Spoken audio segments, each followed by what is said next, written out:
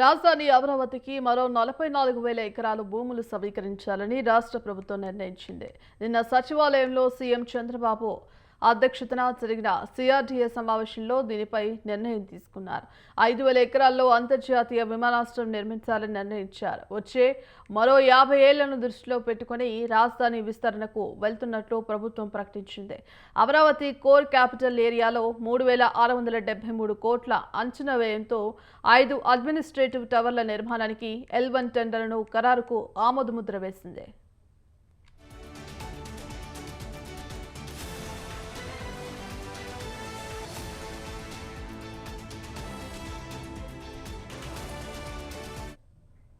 ఆంధ్రప్రదేశ్ రాజధాని అమరావతి విస్తరణకు ఏపీ సర్కార్ సిద్ధమైంది. ఇప్పటికే 33,000 ఎకరాలకు పైగా భూములు రైతుల నుండి ల్యాండ్ పద్ధతిలో తీసుకున్న ప్రభుత్వం ఇప్పుడు మరో 44,000 ఎకరాలు తీసుకునేందుకు సిద్ధమైంది. సచివాలయంలో సీఎం నారా చంద్రబాబు నాయుడు అధ్యక్షతన 48వ సిఆర్డీఏ సమావేశంలో మరోసారి భారీ భూముల సేకరణకు గ్రీన్ సిగ్నల్ ఇచ్చారు. కొత్తగా తీసుకునే భూములను కూడా ల్యాండ్ పూలింగ్ పద్ధతిలోని తీసుకునేందుకు నిర్ణయించారు. ఇప్పటి వరకు దాదాపు 36,000 ఎకరాలు ఇచ్చేందుకు రైతులు సంసిద్ధతను వ్యక్తం చేసిందని ప్రభుత్వం ప్రకటించింది. కొత్తగా తీసుకునే 44,000 ఎకరాల్లో 5,000 ఎకరాల్లో అంతర్జాతీయ విమానాశ్రయం, 2,500 ఎకరాల్లో అంతర్జాతీయ స్పోర్ట్స్ సిటీ, మరో 2,500 ఎకరాల్లో స్మార్ట్ ఇండస్ట్రీస్ కోసం కేటాయించనున్నారు. ప్రభుత్వం తీసుకుంటున్న భూముల కోసం సిఆర్డీఏ చట్టాన్ని సవరించాలని నిర్ణయించింది. వచ్చే 4 ఏళ్లలో కొత్తగా తీసుకునే భూములను అభివృద్ధి చేసే విధంగా ప్రణాళికలు సిద్ధం చేస్తోంది.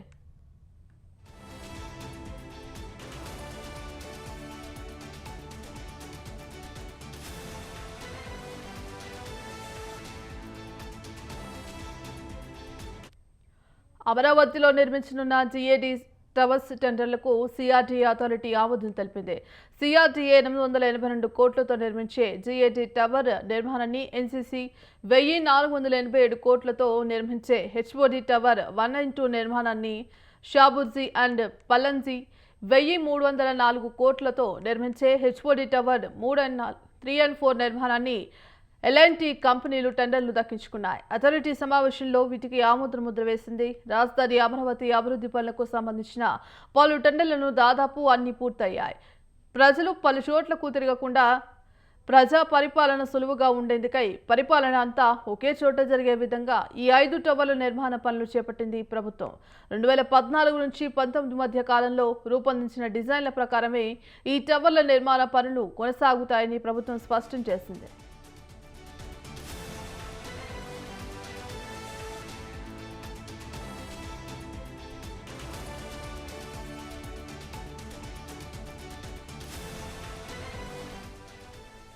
రాజధాని కోసం తీసుకునే మరో 44,000 ఎకరాల భూముల కోసం రైతుల నుండి భూసేకరణ చేయాలా లేదా ల్యాండ్ పూలింగ్ ద్వారా సేకరించాలా అన్న నిర్ణయంపై రైతుల అభిప్రాయాలను ప్రభుత్వం సేకరిస్తోంది.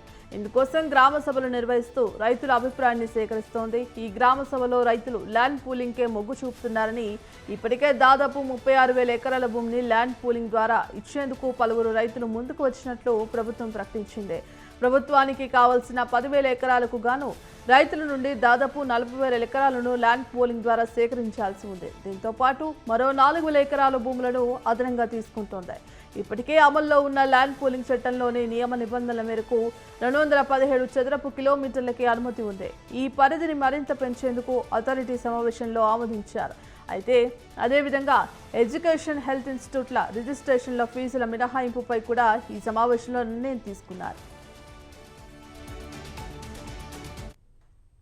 దీంట్లో ముఖ్యంగా ఏదైతే అడ్మినిస్ట్రేటివ్ టవర్స్లో భాగమైనటువంటి జీఏడీ టవరు, తర్వాత హెచ్ఓడి ఆఫీసెస్ టవర్స్ 1, 2, 3, 4 వీటికి సంబంధించి టెండర్లు పూర్తయినాయి.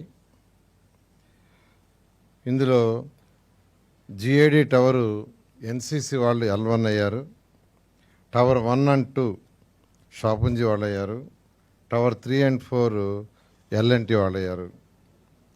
ఏదైతే జీఏడీ టవర్ ఉందో అది మొత్తం 882 కోట్ల రూపాయలు.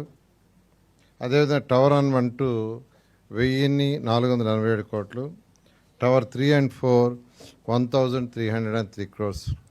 మొత్తం 3673 కోట్లతో ఈరోజు ఏదైతే L1 అయ్యారో దానికి అథారిటీ యాక్చువల్గా అప్రూవల్ ఇవ్వటం జరిగింది. దాన్ని ఇమీడియట్గా ఆ వర్క్ని టేకప్ చేసేటట్టుగా ఆ కన్సర్న్ ఏజెన్సీస్కి ఇచ్చి ఇమీడియట్గా వర్క్ టేకప్.